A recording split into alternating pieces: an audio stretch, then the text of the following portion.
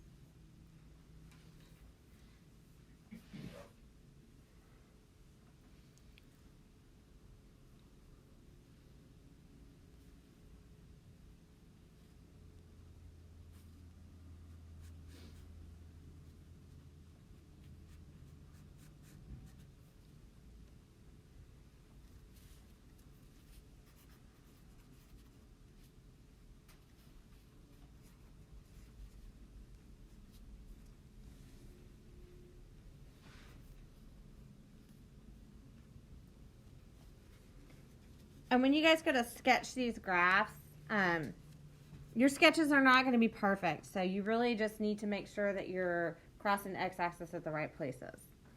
Okay?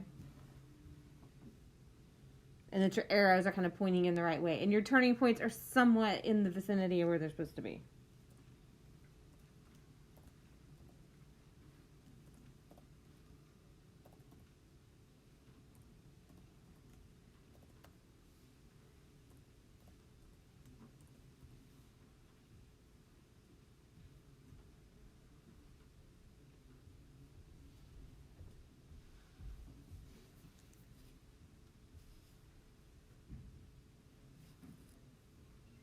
Just so 2, right?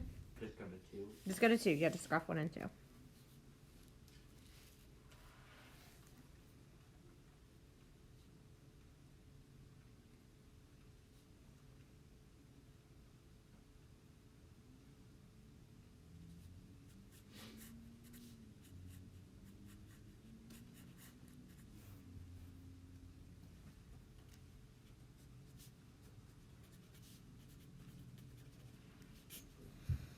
Okay.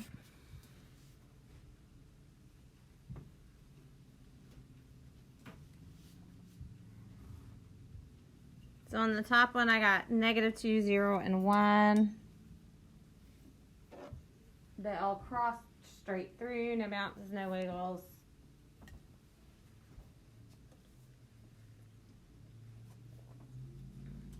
And then we'll talk about the second one.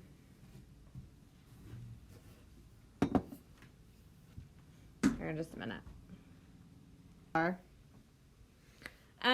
on the bottom one, you'll notice that it has 3 numbers listed, but I said it's supposed to have an even number of zeros. This one is repeated, okay? The 0 at 1 has a bounce. The bounce, which means that it's a factor of 2. It's repeated.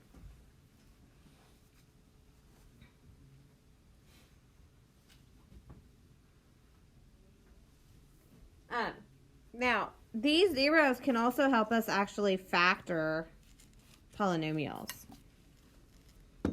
You can factor the polynomial to figure out what the zeros are, or you can actually graph the polynomial and figure out what your factors should be. So your factors, the things in parentheses, are opposite of what your zeros are. So if I went and graphed number 3, I would expect that the zeros from the graph would be at 0, 5, and -3. Those are the 3 places where it crossed the x-axis. So can you just write them in whatever order you want? Yes. Yes, you can write them in whatever order you want. Usually, on a test or something, they will be in numeric order, so lowest to highest. But, yeah, the order doesn't matter. As long as you separate them by a comma. So for this x equals 0, that comes from this x right here. If I put 0 in place of it, it makes the whole function 0. And that's why we call it a 0. It takes the whole thing and makes it equal to 0. If I put 5 in place of x for this middle one, what's 5 minus 5? 0. So what happens when you multiply by 0? You get 0, right? And then what about -3 plus 3? 0. So this gives us that, and that. Now this x right here out in front, does anybody remember what that's called? I took it out of all the terms. Anybody remember what it is? Leading coefficient? No. Greatest common factor. That's what that one's out in front. And then I factored this. This is a quadratic. Where did the 5 and the 3 come from, do you think? 15. Right. What happens? Or times together to get -15. Excellent. And then what's -5 plus 3? Negative. So it works for both things, I mean, right?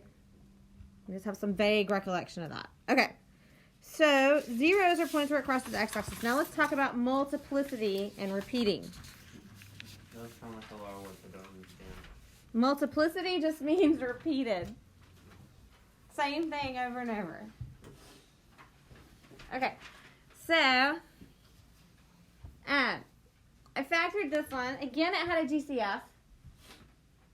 So I took out that x. And then I got x squared minus 6x plus 9.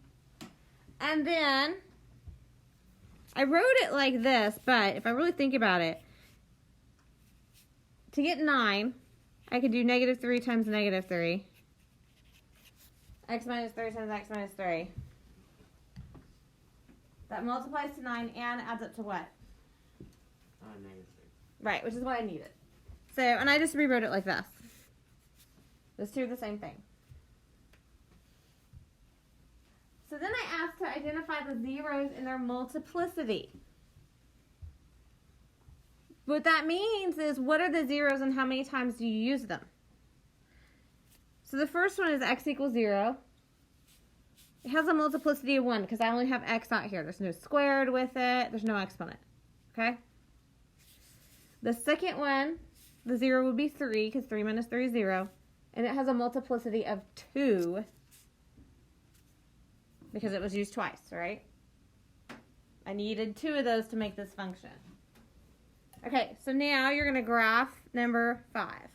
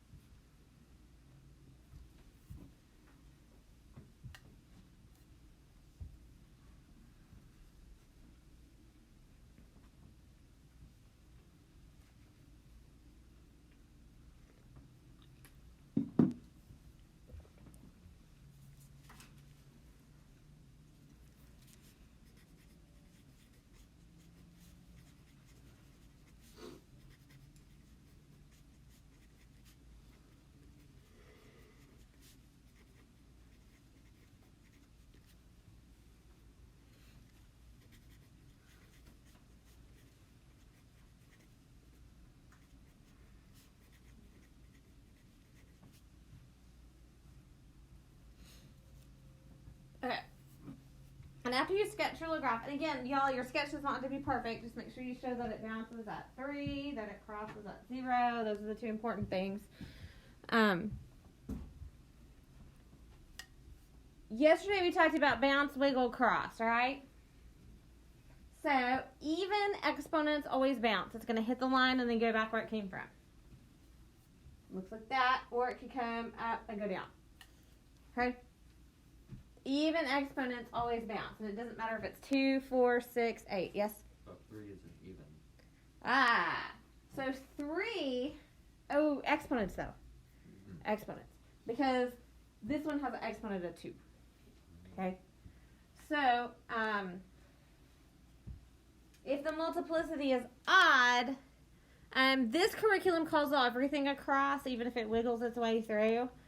But if it's odd, if it's a 1, it crosses straight through with no movement. If it's 3, 5, or 7, it kind of wiggles its way through. Okay?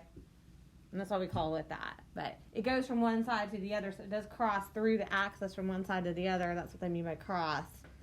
But if it's 1, it goes straight through, no turns. If it's 3 or 5, it kind of wiggles its way around. Okay, so we kind of filled in this chart for you. Says, figure out the zeros. What's their multiplicity? And do they bounce or cross? And I'm going to clarify this last one. I'm actually going to call it a wiggle, because I feel like it's a better definition. Okay, so how do you think I got these zeros from the parentheses? What did you say? How do you think I got those zeros from the parentheses?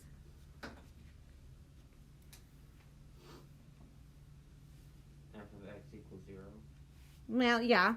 So I took each set of parentheses and I made it equal 0. And I ignored the exponent, because exponent just means that you've got a bunch of those. They repeat, but that doesn't affect your solution. So I said x plus 7 equals 0, so x equals negative 7. That's the first one, right? And then for the next one, I did 2x plus 1 equals 0, and I solved it.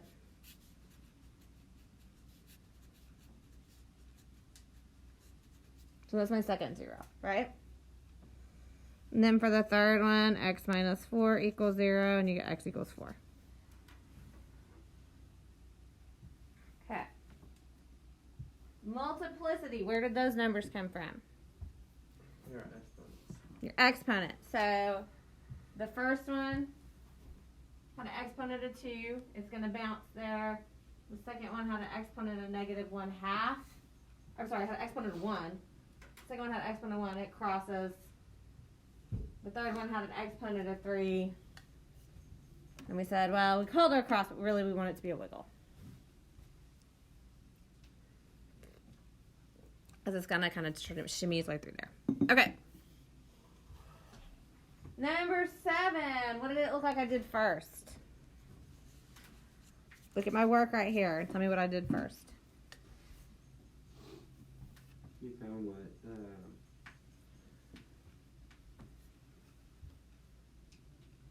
Something times, right? Times each other to get negative 8, and something to add or subtract to get negative 2. Yeah, that's the second thing I did. Oh. What did I do first?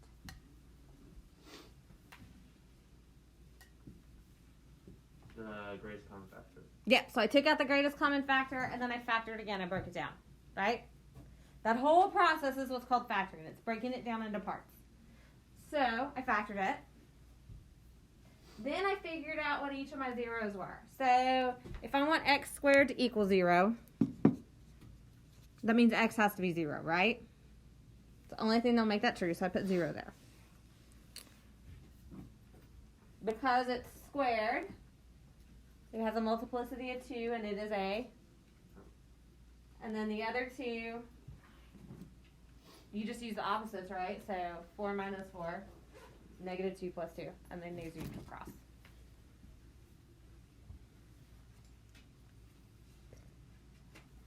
And you can use this to kind of figure out what your function might look like.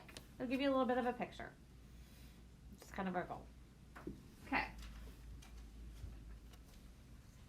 And then you can go the other direction And I'm not expecting y'all to do all this complicated multiplication today, but I want you to see if you can figure out how I got this right here.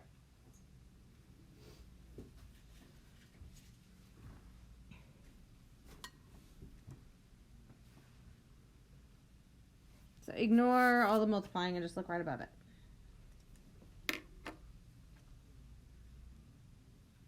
Transform backward again. No, I worked backwards this time. It says, so read the statement. It says a polynomial function has a 0 at -6 with a multiplicity of 2 and 2 with a multiplicity of 1. So, if I need a 0 at -6, that means one of my factors has to be x plus 6, right? Because they're opposite. So I wrote x plus 6 in parentheses and then I gave it a 2. Why did I give it a 2? Because of multiplicity. And it told me in the statement, right? Okay, and then I did the same thing here. So if I need a 0 at positive 2, that means my other parentheses has to have x minus 2. Right? And then multiplicity 1, so I don't write that down.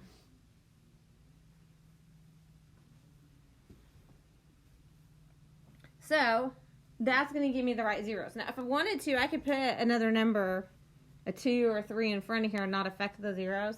It would make the function look different, but they would have the same zeros, right? As long as I don't put any letters out here, I can put whatever I want in there. I can put a minus sign and flip it upside down. I can put a 3 and make it stretched out, but it's going to cross with those zeros no matter what.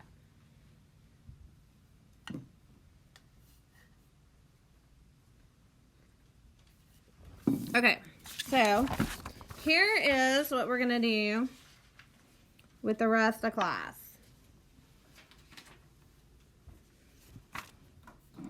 It's easy, Joe.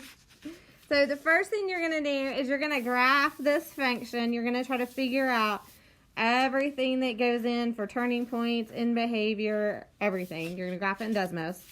Then when you're done with that, there are 4 of these analyzing graphs. You're going to do 2 of them, okay? You're going to complete 2 of them. So you're going to graph it, and then you're going to just make a list down here on the line. What type of function is it? So is it quartic? Is it cubic? Whatever. What's the end behavior, etc. So basically we're going to finish up this packet today. But you only have to do 2 of the analysis, okay? And pick the 2 you like the best.